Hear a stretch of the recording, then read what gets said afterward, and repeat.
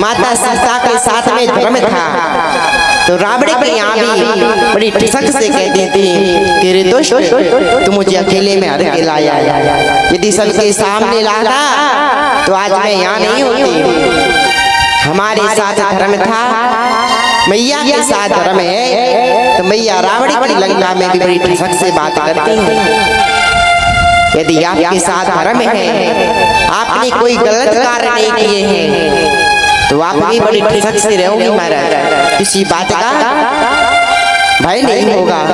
यदि आपने कुछ गलत किया है, आपके साथ धर्म नहीं है, आपका चरित्र गिरा हुआ है, तो महाराज भाई ही आपको मार देता है, उसका भाई ही आपको तबाह कर देता है। इसलिए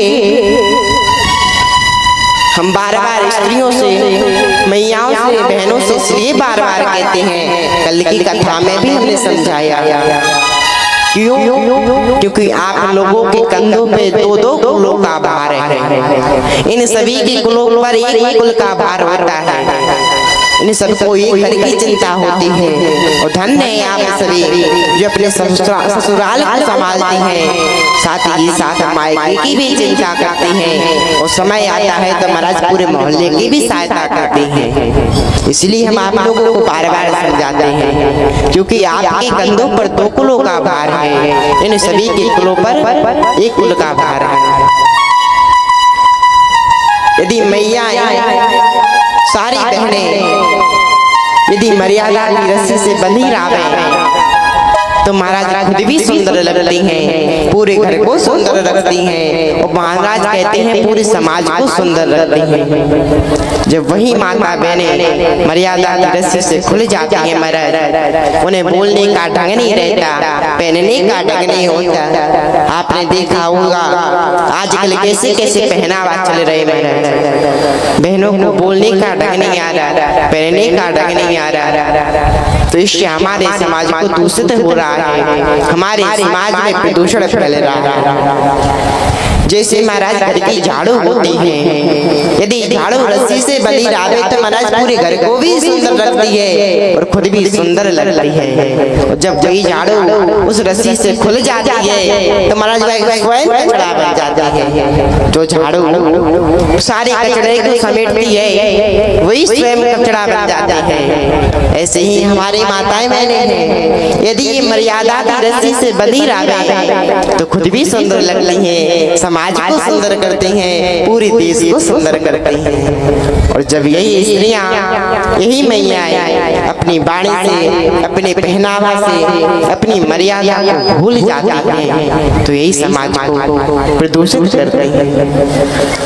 आज तो महाराज ऐसा ऐसा पहनावा चल रहा है, ऐसी ऐसी वाणी बोल रही है महाराज जो एक स्त्री को कभी बोलनी ही नहीं चाहिए। हमारी माओ ने कभी बोली ही नहीं होगी, आज वो लड़कियां ऐसी बोली बोलती हैं। सभी की तो बात नहीं कर रहे, कुछ लड़कियां आपने यदि देखी हो तो वो समाज को प्रदूषित कर रही हैं।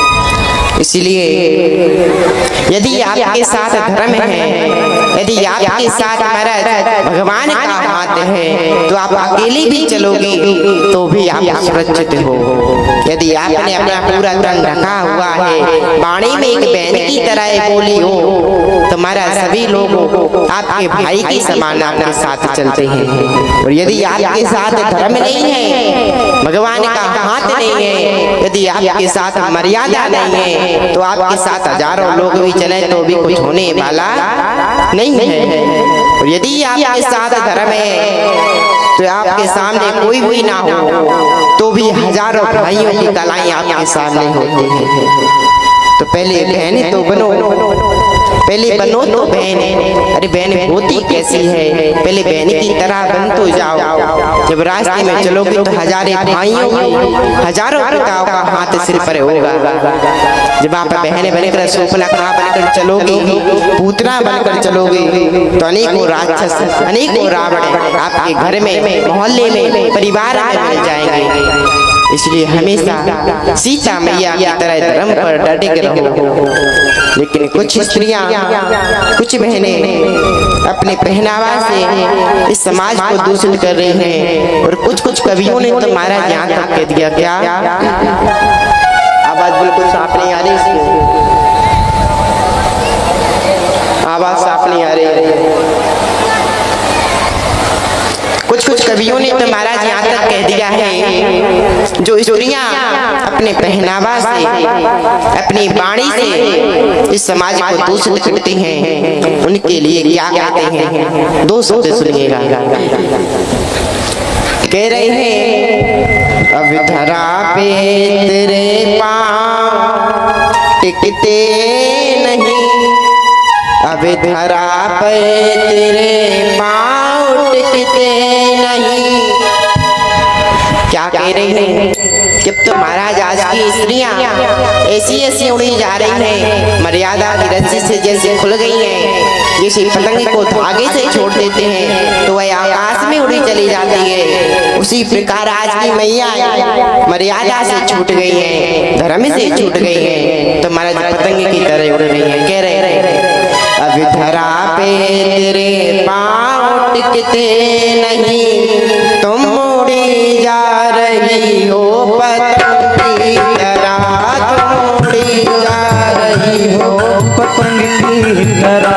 अब धरा पे तेरे पाँव टिकते नहीं, अब धरा पे तेरे पाँव टिकते नहीं, तुम उड़ी जा रही हो पवन की तरह, तुम उड़ी जा रही हो पवन की तरह, तुम उड़ी जा रही हो पवन की तरह, तुम उड़ी जा रही हो पवन की तरह।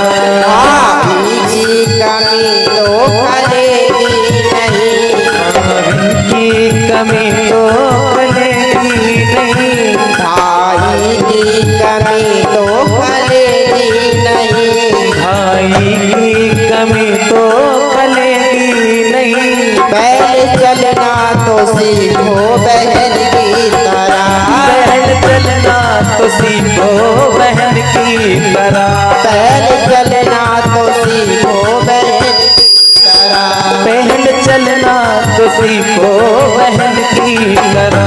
अब धरा पे तेरे पाँव टिकते नहीं, अब धरा पे तेरे पाँव टिकते नहीं, तुम उड़ी जा रही हो पवन की तरह, तुम उड़ी जा रही हो पवन की तरह, तुम उड़ी जा रही हो पवन की तरह, उड़ी जा रही हो पवन की तरह।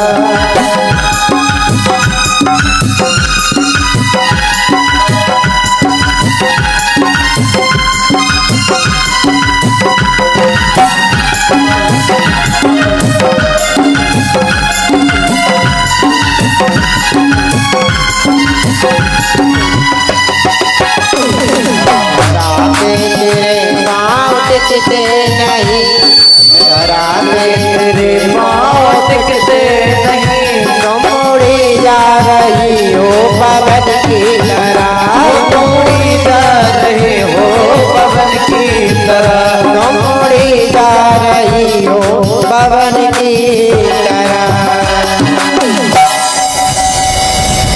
क्या कहते हैं महाराज कि अब धरा पर तो तेरे पाँव टिकते नहीं, तुम उड़ी जा रही हो पवन की तरह। अरे भाई की कमी तो खलेगी नहीं, अरे पिता की कमी तो खलेगी नहीं, पहले चलना तो सीखो बहन की तरह, पहले बन तो जाओ बहन, बहन की तरह जब आप बोलोगी चलोगी तो हजारों भाइयों की आंकलाई आपके आगे होगी, हजारों पिताओं का हाथ आपके सिर पर होगा।